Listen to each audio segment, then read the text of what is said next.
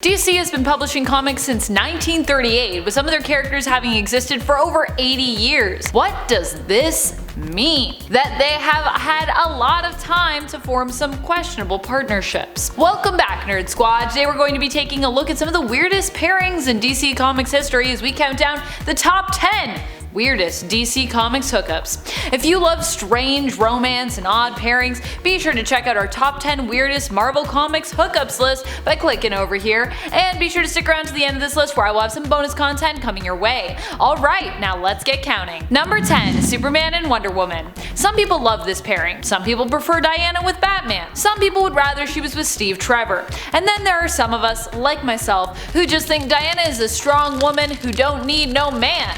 Superman with Wonder Woman, however, is admittedly not that weird. Both are powerful heroes who respect and care for one another, so what's so wrong with them hooking up and having a relationship? We've seen alternate realities and Elseworld stories where this has worked. Heck, they've even had children together. The moment when DC overstepped, though, it seems, with these two and made it kinda weird, was when they made their relationship a permanent fixture of the New 52 main continuity, which honestly just made it kinda strange. Especially when we then were forced to watch them get intimate and talk dirty just about everywhere and almost all the time, because I guess they're both just that invincible and super, and I guess horny? I don't know. Not something we really needed to see, was it? Number 9, Batman and Black Canary. These two are definitely an odd pairing, but of course not the weirdest on the list, more just an unusual ship. They have hooked up plenty in the all-star Batman and Robin comic book universe, but if you're one of those people that prefers to claim that alternate realities don't count, there's still a lot of weird romantic moments we've had from the original Justice League of America days. Now technically this is all considered Earth 1 now, but these issues came out in the late 60s, early 70s, before Earth 1 was really established as, well, being Earth 1. And anyways, call me crazy, but I consider Earth 1 to be pretty close to the main continuity simply because, I mean, it was the main continuity before it was retconned into an alternate reality following Crisis. Anyways, over on Earth 1, back in Justice League of America issue 88, we got a weird love triangle moment featuring Black Canary, who was stuck choosing randomly between Batman and Green Arrow after sharing a passionate kiss previously with the Bats. So the relationship technically goes way back. So far back that it's part of the now alternate reality that was once main continuity pre-Crisis. Number 8, Arsenal and Cheshire. This was a weird one before the New 52, but even after it still stayed as a pretty bizarre relationship that some writers just still love to ship. Arsenal is Roy Harper, originally known as Green Arrow's ward and sidekick Speedy. He was Speedy before Mia Dearden took over. Roy has a pretty weird and deadly relationship on and off with villain and assassin Cheshire. Despite being terrible for one another, however, these two even at one point had a child together, and oddly enough it became the best part of their relationship. Roy's relationship with his daughter Leanne was one of arguably the only good things to come out of this weird romance with Cheshire. However, before New 52 happened, Leanne died, and we got a very strange moment where Roy and Cheshire started blaming one another for the tragedy, and then that fight escalated to a passionate moment between the two. Not a thing usually in real life, by the way. And Roy both wanted to sleep with Cheshire following the loss of their daughter, while also finding it difficult to get intimate due to his intense sadness. We also got a weird moment later on when Cheshire tried to use the death of their daughter to guilt trip Roy into helping her, implying he owed her because their daughter died while in his care. This is some intense and weird stuff. Number 7, Lois Lane and Jonathan Carroll. The fact that this relationship happened, I guess, made sense, since this is when Lois and Superman's marriage was basically erased in the New 52, but it still was a strange pairing. Superman ended up with Wonder Woman, which was also kinda weird to be honest, though a lot of fans did enjoy that pairing. But Lois got stuck with Jonathan Carroll. Now, who is Jonathan? Well, he's basically an obnoxious and forgettable character who at one point also showed up on panel without his nipples. Where did he leave those nipples? I don't know. Their romance only lasted a few issues and ended with Lois erasing some of his memories before leaving him, because I guess she didn't want him calling her ever again. Forget my number, but literally. Number 6, Harley Quinn and the Joker. So these two aren't really a weird romance in terms of understanding just why or how they got together. They're more of a weird romance in the fact that so many people still ship them today, years after they've broken up and after it's really been established that their relationship was extremely toxic for both of them. Now, these two really really don't belong together. Of course, unless we're talking about some kind of magical alternate reality like White Knight, which features a reformed version of the Joker, Jack Napier, who only seeks to redeem himself and basically takes on the role of hero once he regains his sanity, continuing to work on his mental health. But we're not talking about that version of their relationship, are we? Even villains don't deserve a relationship as toxic as Harley Quinn and the Joker's typically is. Their relationship is not only toxic, it's abusive and destructive. Still, the world keeps turning and plenty of fans still to this day keep shipping these two and hoping we'll see Harley return to the Joker's side once more. I'm not trying to ship shame, but I just personally find the love for this relationship shocking and confusing considering present continuity. But hey, people gonna ship. Number 5. Huntress and Robin.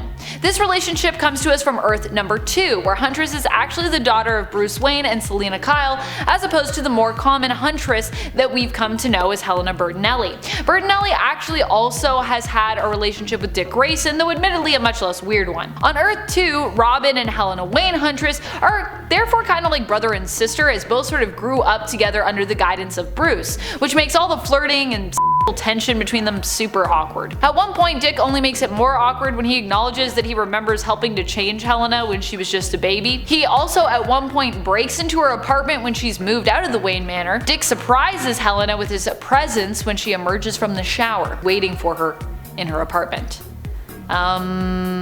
Number 4. Superman and Supergirl. We've actually seen these two get married in the comics, although it was a strange sight. At least those two versions of our heroes were not related. Linda Danvers tied the knot with Silver Age Superman, and Linda Danvers, while Supergirl, was not actually Superman's cousin at all. Kind of a different thing. She's not Kara. Her story was a lot more complex than Kara's was. Linda and Kal-El would even have a child together, Ariella Kent. But although this doesn't seem as weird when given the context, it was also once implied in Action Comics issue number 289 that if Superman could marry anyone, he'd want to marry his cousin Supergirl. At least that's what Superman said when Kara reveals she had been trying to play matchmaker and find Superman a suitable woman to marry. Kal-El reveals that Supergirl is the only woman suited to marrying him, but of course that they cannot marry because on Krypton, cousins aren't allowed to get married. He does acknowledge though that in some countries of Earth that is allowed. Just what are you suggesting, Superman?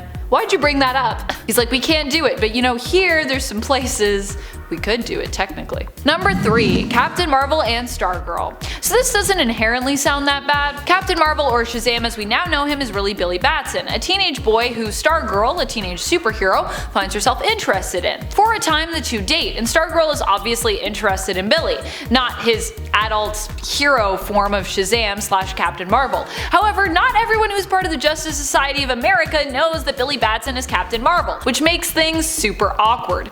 Eventually, Jay Garrick as the Flash ends up bringing up his concerns about the relationship with Captain Marvel, who he believes is a grown man dating a 16-year-old girl. Not willing to reveal the secret of his true identity, Billy decides to break things off with Stargirl and leaves the Justice Society. He breaks up with Stargirl while in his Captain Marvel form too, which kind of just makes this whole thing weirder. Number 2. Supergirl and Comet the Super Horse. One of the weirdest DC romances comes to us from the time Supergirl ended up in a relationship with her horse, Comet. Of course, Comet wasn't really just a horse, he was actually originally a centaur named Byron, who Circe attempted to help turn into a full human. Unfortunately, this went awry and resulted in him actually being turned into a full horse instead, though a horse who possessed telepathy, super strength, and immortality at least. In other words, a super horse.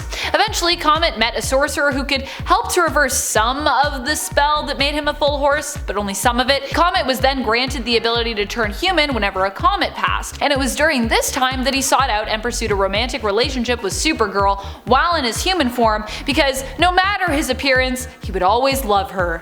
It's so weird. Number 1. Batman and Batgirl. You might think it's strange that I decided to put this point above Supergirl and her super horse, but honestly, I just find it to be an even more strange ship than that previous one. Even if we're talking outside of the animated Killing Joke film, which literally allowed us to see these two get intimate on screen, well, I mean almost. We obviously cut away from the actual deed, because you know, there's kids watching and such. We also saw Barbara Gordon, daughter of Commissioner Gordon, Batman's good friend, and Bruce Wayne himself get shipped together really awkwardly in a comic based on the animated Batman Beyond series. In this comic, it's revealed that not only did Barbara and Bruce have an intimate relationship, well, basically Dick was absent, but we also learned that Bruce got her pregnant as well. Yikes. Why did this have to bleed into other things? Why did this have to be a thing at all? Thank you so much for watching, Nerd Squad. Which two characters from DC would you most like to see paired up? Are there any ships you simply cannot stand? Are there any team-ups that you wish also led to something more romantic? Let us know in the comments. And speaking of comments, it's time to turn to some comments from one of our latest videos, Top 10 Alternate Versions of Mewtwo. That's written in kanji, I believe that name, and it possibly translates to ghouls also need love, I think, maybe?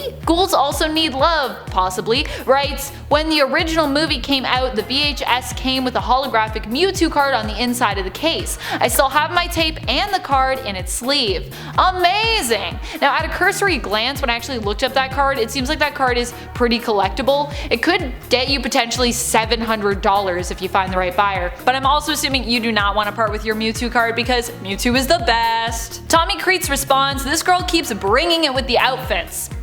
I like clothes. It is known. And that's all the time we have for comments today. Be sure to comment below for a chance to have your thoughts and feels shouted out in a future video. This has been Top 10 Nerd, and I'm your host Amanda McKnight. Till next time, you stay nerdy, YouTube.